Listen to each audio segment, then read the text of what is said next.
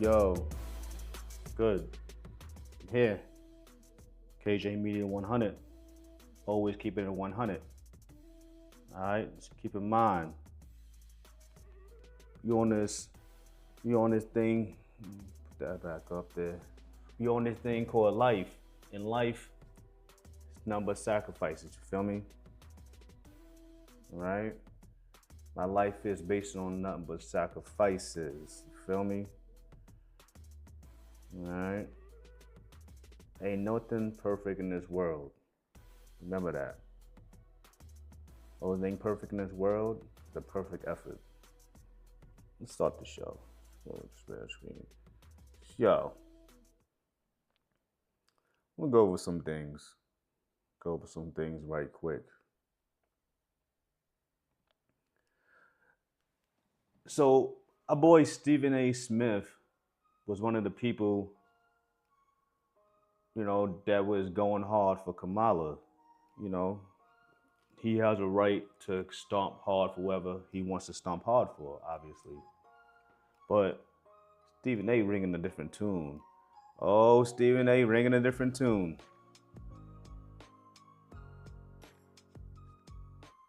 Stephen A. ringing a different tune, y'all.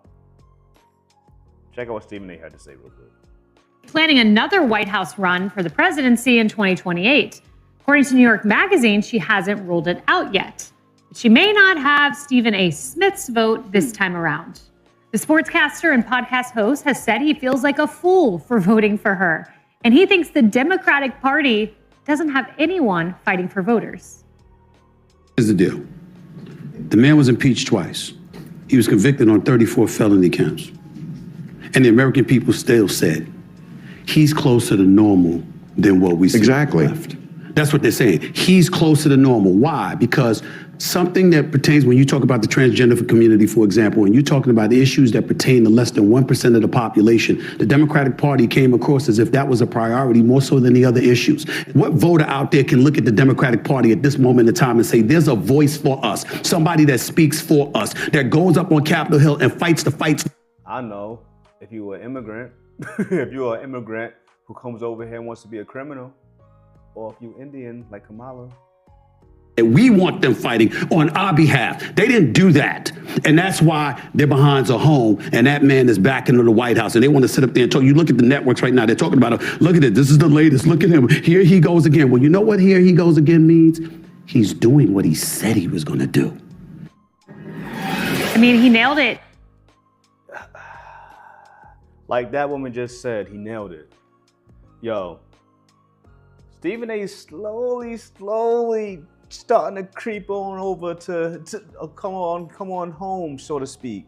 But this is not new rhetoric from Stephen A. Smith.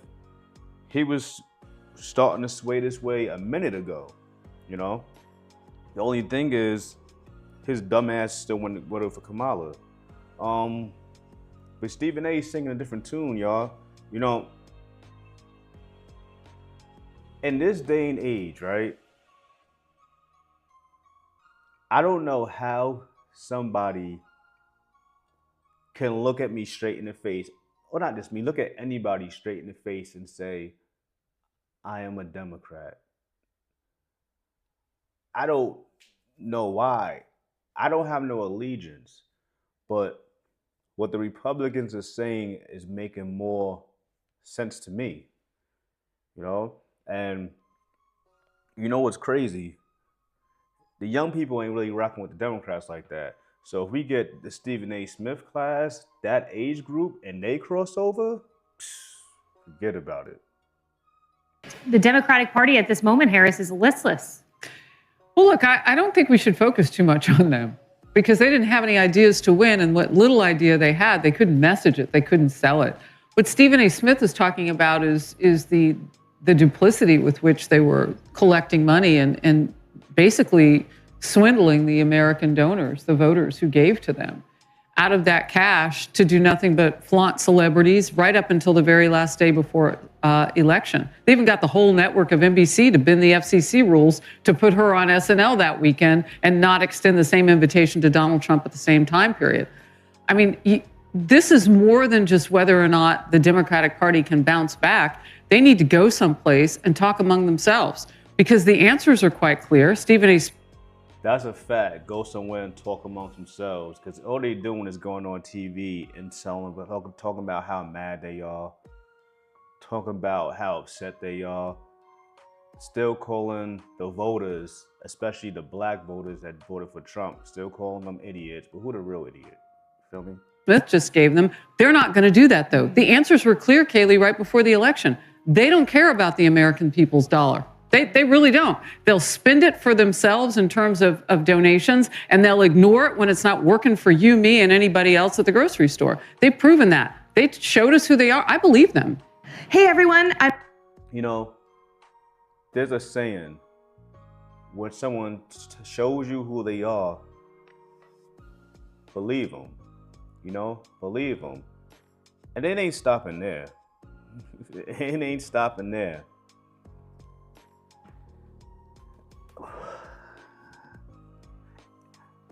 When Kamala announced her running mate, you know, was it Tom Waltz, whatever, she should have did something other than bringing that old guy that was from a... Donald Trump did what he was supposed to do as far as a running mate went. He did exactly what he was supposed to do, man. Because, like, J.D. Vance is on fire. He on fire. Check him out. Vice President J.D. Vance taking CBS to task after being questioned on the White House overhauling immigration policy. Watch this. Well, this is a country founded by immigrants. Well, this is a country... I gotta stop her right there. This is a country founded by immigrants. You know, the 13 colonies, if I'm not mistaken, you know, y'all can give me a history lesson if y'all want. I'm a self-proclaimed historian in my own right. Around the 1500s, you know what? Let me be for sure with the shit that I say. Did I say the 15 colonies? I don't know. The 13 colonies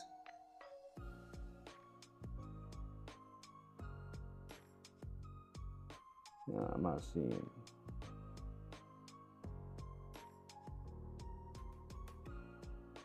The 17th century. So we're talking about the 1600s. You know, I said the 1500s, but you know, the 13 colonies is about the 1500s. You know,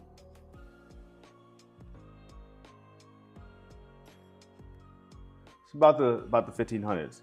So were those guys immigrants? I guess. I mean, they were definitely terrorists. I can tell you that much. You know, going amongst the world to pillage, but I digress. So by the time the country was actually founded, these guys were actually Americans. You know, some 150, 200 years later, 100 years later, they were Americans. So a country founded by immigrants. I mean, I don't know about that, sweetheart. CBS to task after being questioned on the White House overhauling immigration policy. Watch this. Well, this is a country founded by immigrants. Well, this is a country founded by... This is a very unique country, and it was founded by some immigrants and some settlers, but... Jay, clean that up. Some immigrants, some settlers. Just because we were founded by immigrants doesn't mean that 240 years later that we have to have the dumbest immigration policy in the world. America should actually look out for the interests of our citizens first. Fox News contributor Joe Concha joins me now. Joe, you know, this guy's like a whiz kid, you know, a golden boy, J.D. Vance. He got an answer for everything. And not just an answer just to say some bullshit. He really got legit answers. Answers. He knows what the fuck he's saying. I don't get for the life of me why this immigration thing is so hard to understand. You know, these people from these other countries, no matter what country they come from, whether it be South America, Canada, the Caribbean, Africa, Russia, Asia, these people are coming over, right? In most cases, illegally. So that's a crime within itself. Then they're having children, AKA anchor babies, just to get their citizenship. And my whole thing with that is, because these people be trying to clown Black Americans, you know, so-called African Americans. I don't refer to myself as an African American, but Afro American, Black American, foundational Black American, the descendants of slaves, melanated people. They talk shit to us and undermine us, tell us to fix our own britches, hold our own nuts. So, oh, we so much better than you. Oh, the houses in America are trash. We make better houses. Like, do that shit in your country, bro. You know, do that shit in your own country. And on top of that,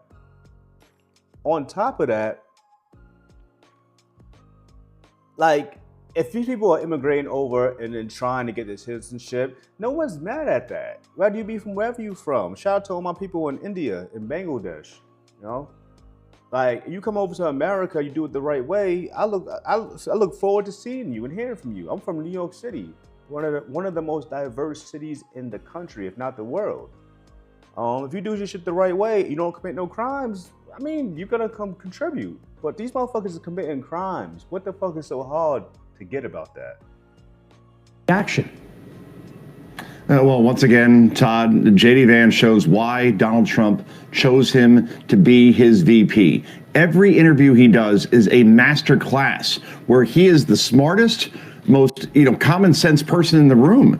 And again, in this case, common sense won the argument against Margaret Brennan, who is yet another Democratic activist posing as a journalist over at CBS News. We all remember the way she conducted herself during the vice presidential debate, where she tried to fact check J.D. Vance, and Vance fact checked her fact check, and then she cut his mic off because she couldn't take the fact check. Look, the bottom line is, to J.D. Vance's point, we can't just absorb 12, 15, 20 million people into this country who enter illegally, completely unvetted, without there being consequences. We're talking about consequences from a national security standpoint, safety perspective. We're talking about consequences from a quality of life and economic perspective. We're seeing in places like New York, social services like education, sanitation, police, they're all being cut because we're trying to subsidize all these people and paying for them to be here in perpetuity. And polling shows, Todd, that a vast majority of Americans support the fact that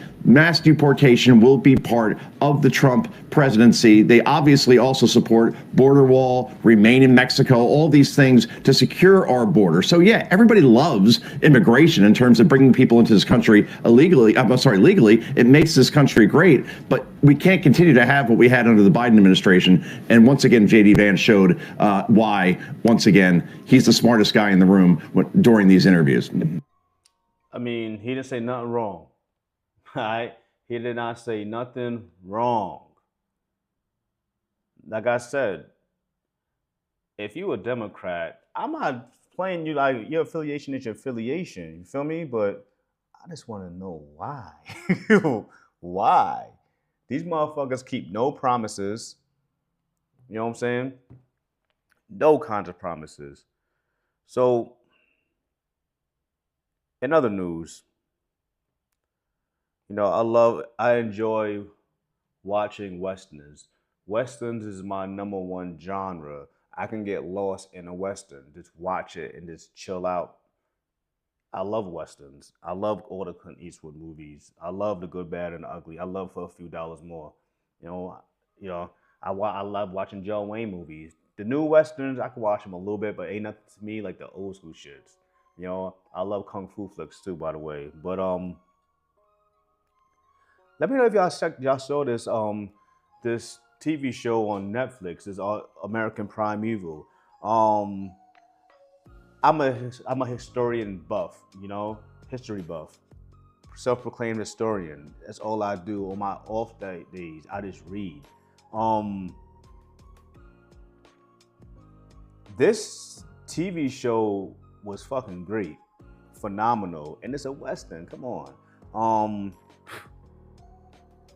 For those who don't know how I feel, you know, when they do showcase Aboriginals, aka natives, y'all still call them Indians. We got a whole country that's named India. But anyway, you know, I always give them a little bit slack. I give the old school ones some.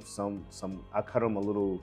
You know, I don't care that much for the old school ones because that is what it is. Racism is rampant. They even had white men playing Indians and white men playing fucking Mexicans and white men playing black people. So, you know, that is what it is. But the newer movies today,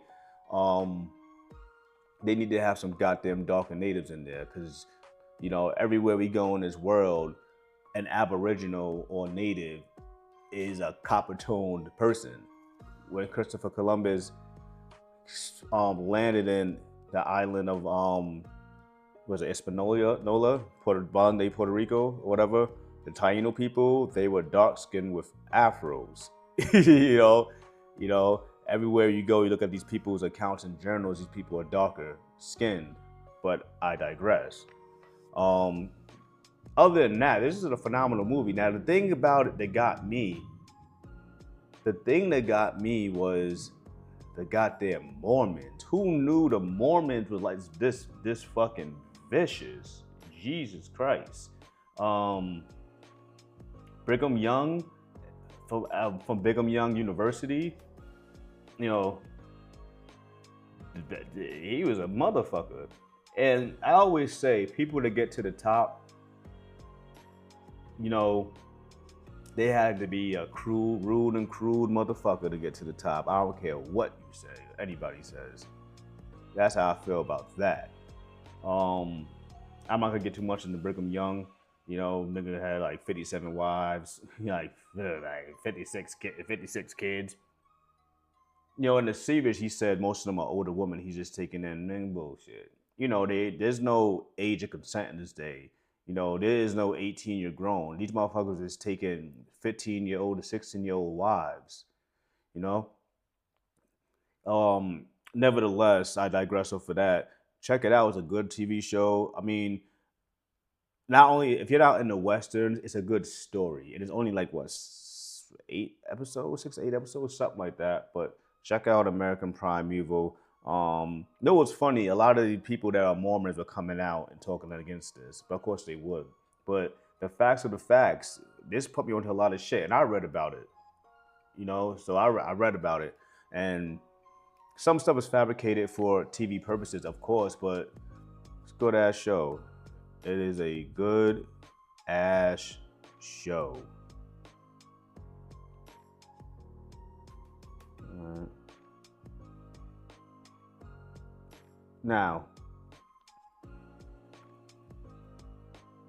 Judge Lynn Toler, look at her, looking real spunky right there. She was on a Hardly Initiated show. Shout out to them over there. I recently covered the video of an interview they did with Essence Atkins. Check that out if you have not yet. I don't know what she's saying, but it's starting to go semi-viral. So let me just check out what Miss Judge Lynn Toler has to say. For those who don't know, she's from like one of them. She's on the divorce court and stuff back in the day. I mean, shit, back in the day, she still might be.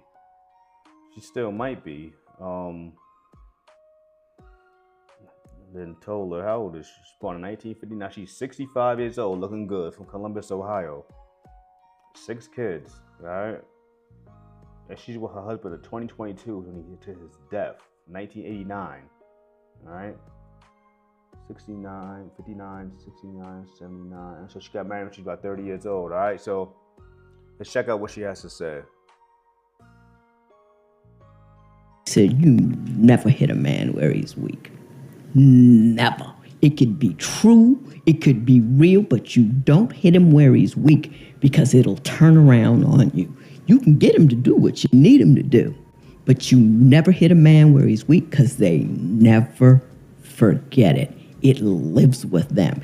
And so I know what his weaknesses are. He don't know I know they're there. Just some background real quick. They're talking about, obviously, relationships.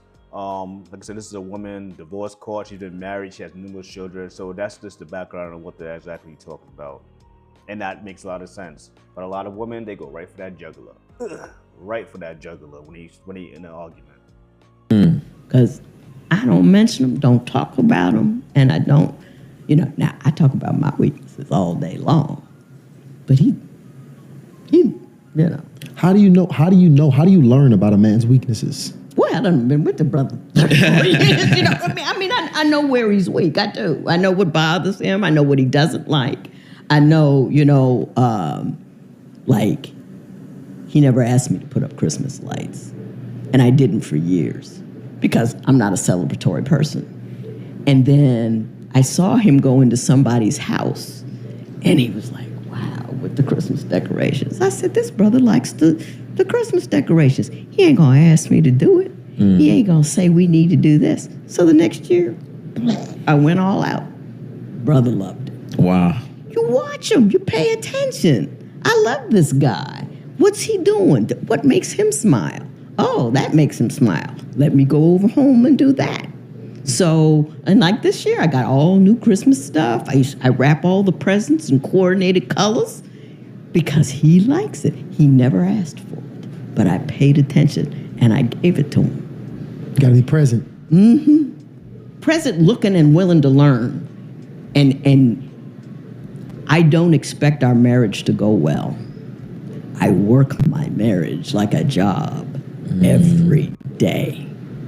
It's the most important job I got. Well, mother, maybe, but it's the most important job I got. And you know how much time you guys put into this, don't you? Right. The light, you got the right light. You ain't got the almost right light. Right. And if the light goes out, you pay attention to it. Most people don't do that in their relationship. They don't like, what can I do today? How's he feeling? What's going on? Is he happy? Is he struggling? If he's struggling, I don't want to talk to him about his struggle, but I'm going to A, do something to make it easier, or B, do something, because you men are cool. This is what I like about y'all. Y'all can be struggling over here, but if you show him a good time over there, then he can put that down for a second and just have the fun. Absolutely. I can't do that. He can't distract me. If I got a problem, this brother got to sit down and talk to me about it. He got to listen to the whole thing. You know what's funny about this? Like, she's speaking nothing but truth. Nothing but truth, nothing but facts. Off of experience, may I add. Experience. And there's still some women today that be like, man, I ain't trying to listen to what the fuck she got to say. What? I'm under the understanding, since I hit around the age, when I got to my late 20s, if someone is older than me or got more knowledge in the specific field than me, I shut the fuck up and I listen. This is real talk right here. Real talk right there. Like, if you want to see the rest of this clip, check them out. Harley initiated. It's about it's a long ass clip, as a matter of fact. Yeah, I agree with the judge. Do you agree with the judge? You never hit a man in his weakness. And if something ain't going wrong, you think about how I can fix this. A lot of people ain't trying to fix their relationships. Shit is going south. And then, not just the female, both of them are thinking about, well, shit, I'm just thinking about me. No, when you get married, it's about each other. I ain't married. So if you're not married, then it's good practice for when you do get married. But if you married, you with this person. You are with this person. You need to figure out how to make it work. You need to figure out how to keep it going and figure out how to stay with each other until one of you, unfortunately, meets your demise, but it's the circle of life, Let me know in the comments what you think about this. Do women need to stop hitting men where it hurts? And should a chick make marriage their number one job? And of course, when you have children, like she said, marriage becomes your number two job. Would things work more better? Let me know what you think in the comments, all right? KJ Media 100. I'm out.